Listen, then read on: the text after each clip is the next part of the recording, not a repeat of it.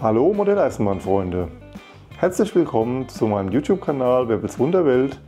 Die Ausgabe August zeigt euch, was ich so im letzten Monat hier getan habe und was so Neues hinzugekommen ist.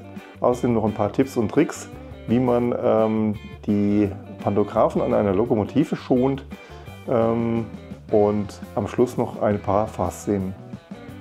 Zum Bauupdate. Ich habe im August in erster Linie am Hauptbahnhof mit der Oberleitung weitergemacht.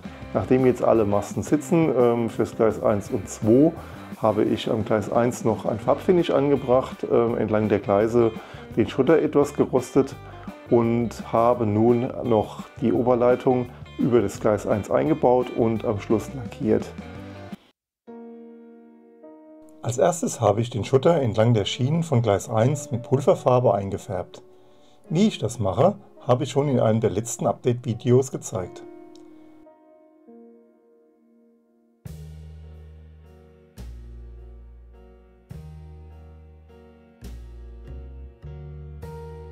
Zum Einbau der Fahrträder muss zunächst aus dem Plan die Fahrtradgröße entnommen werden. Diese werden dann bereitgestellt. Als Werkzeug werden ein Seitenschneider und eine Zange benötigt. Weiterhin verwende ich noch Pinzetten. Später wird dann noch eine Lötstation und Lötöl benötigt.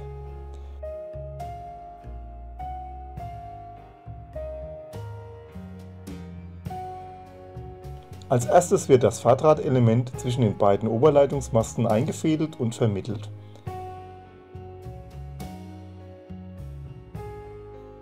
Anschließend wird auf der ersten Seite der untere Fahrdraht in der Position des Leichtbauseitenhalters nach oben gebogen. Das Element wird nun wieder entnommen und der Fahrdraht mit Hilfe der Zange und der Pinzette um 180 Grad zu einer Öse gebogen und das überstehende Ende abgeschnitten.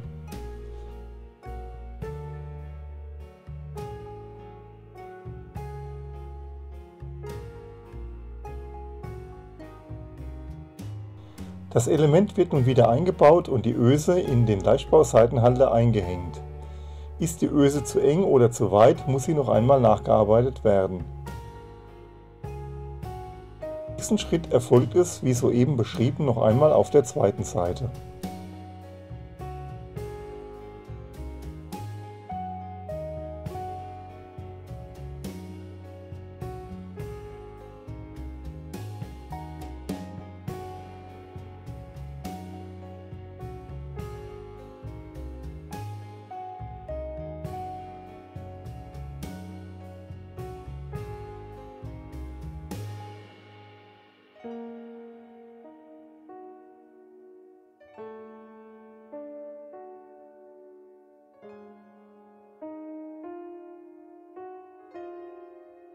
Anschließend wird das Element in seiner endgültigen Position wieder eingebaut.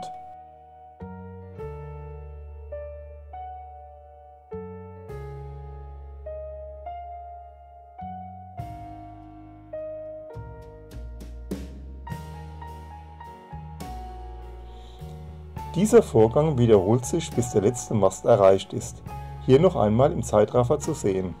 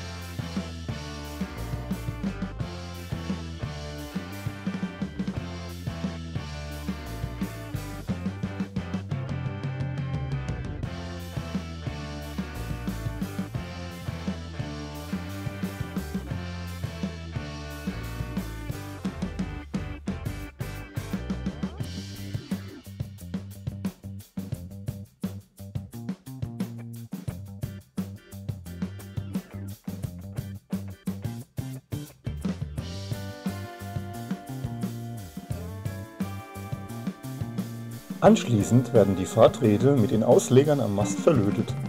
Dazu wird zunächst etwas Lötöl auf die zu verlötenden Stellen aufgebracht und dann mit Lötzinn zusammengelötet.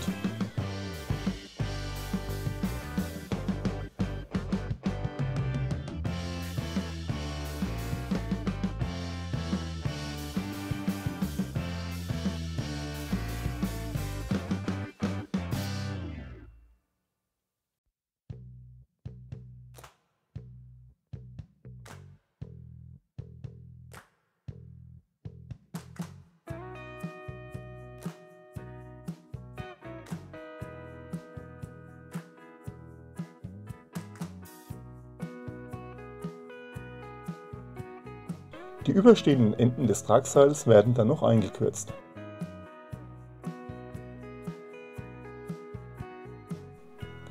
Der ganze Prozess erfolgt nun auch wieder Mast für Mast. Um die bestehenden Modellbahnen vor Verschmutzung zu schützen, empfiehlt es sich, eine Abdeckung zu verwenden. Heruntertropfendes Lötzinn hinterlässt unschöne Spuren.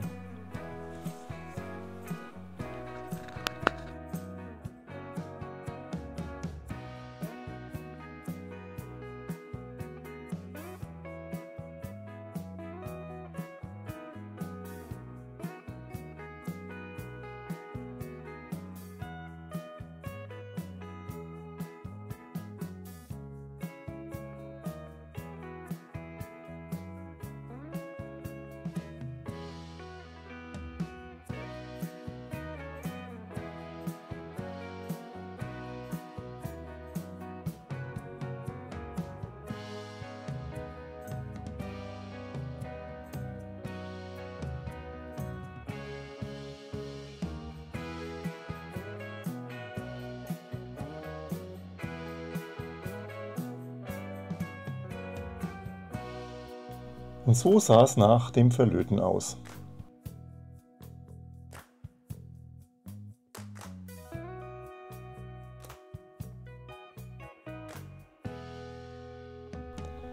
Bevor der Fahrdraht und die Ausleger lackiert werden können, müssen diese noch von Schmutz und Fett befreit werden. Dazu werden diese vorsichtig mit einem Tuch und Brennspiritus abgerieben.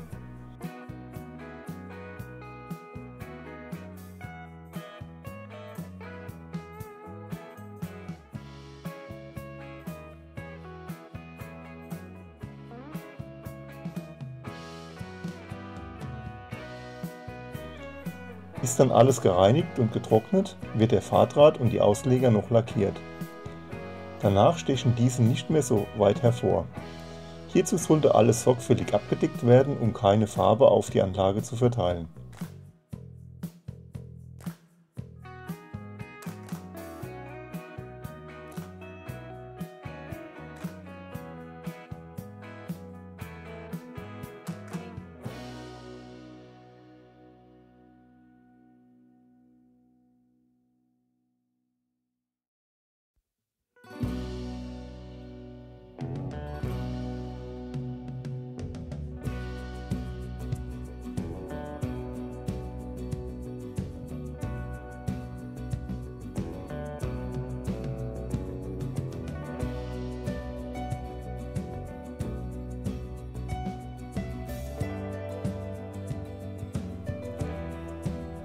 So sah es dann nach dem Lackieren aus. Die feinen Fahrträder von Sommerfeld sind jetzt fast nicht mehr zu erkennen.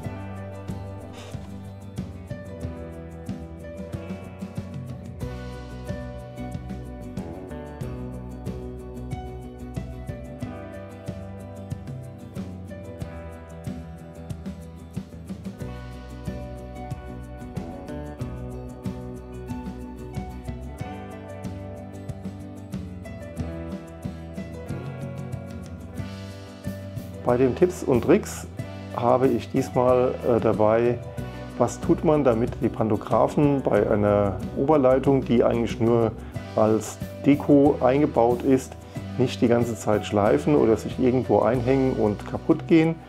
Das Ganze zeige ich anhand von zwei Elektrolokomotiven der Baureihe E50 bzw. 151.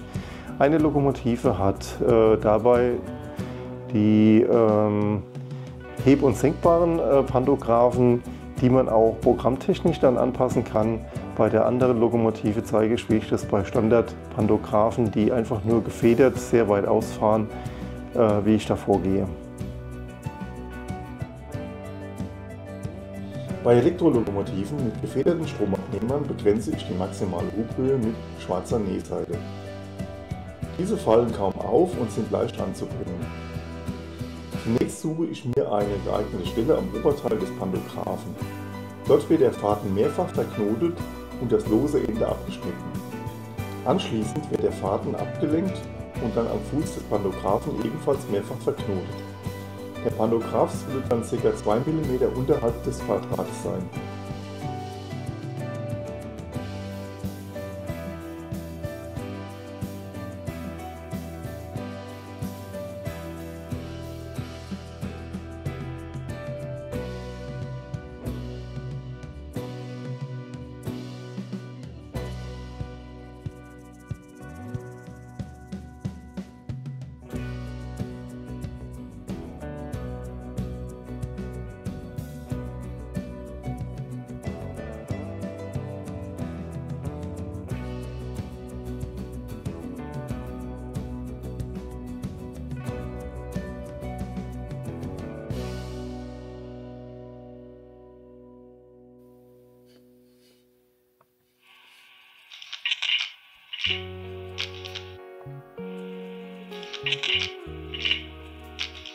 Bei der Lokomotive mit heb- und senkbaren Stromabnehmer kann der maximale Hub über die CVs eingestellt werden.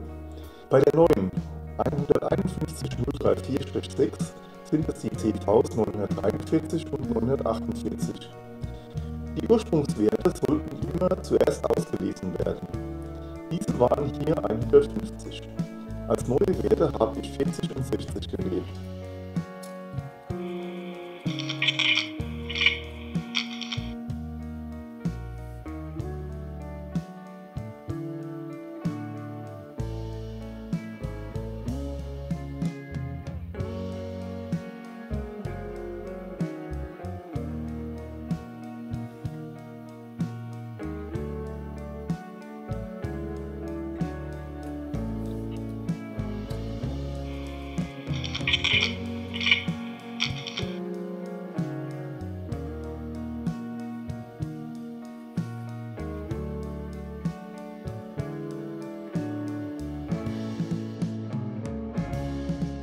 In den Fotos sieht man noch einmal den Unterschied von vorher und nachher. Bei den Neuheiten, man sieht es hier oben auch im Bahnhof stehen, habe ich diesmal eine Elektrolokomotive der Baureihe 151 in EPRO 4 Ausführung mit der Märklin Artikelnummer 39132. Dazu hatte Märklin ein Wagendisplay empfohlen mit 24 Schwenkdachwagen. Davon habe ich jetzt hier 16 Stück genommen und ja, die sieht man später auch noch im Fahrvideo, beziehungsweise stehen hier oben schon parat.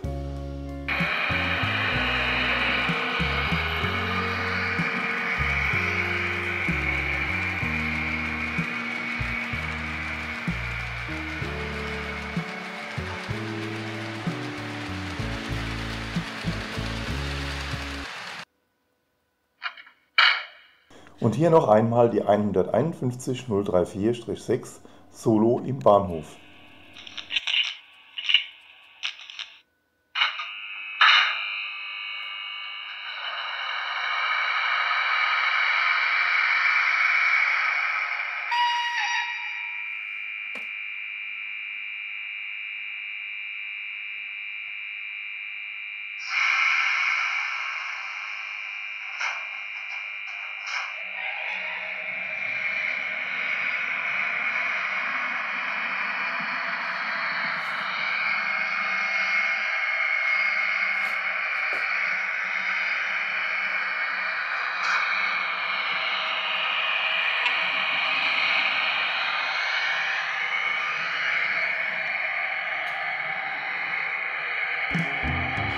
Das war's dann wieder für heute in diesem Video.